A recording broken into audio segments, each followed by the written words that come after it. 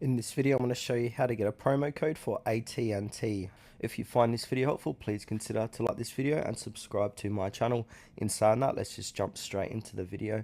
Alright, the best way to do this is to open up Google and then from here type in promo code AT&T and hit enter. And then we'll be taken to Google search results, and there's a few sites offering different promo codes. So we've got Coupon Follow, $50, Groupon.com, Real Tell Me Not, Coupons.com, Tech Radar. So we can check out any one of them to get these promo codes. But one I like to use is called Coupon Follow. So I'm just going to jump into their website.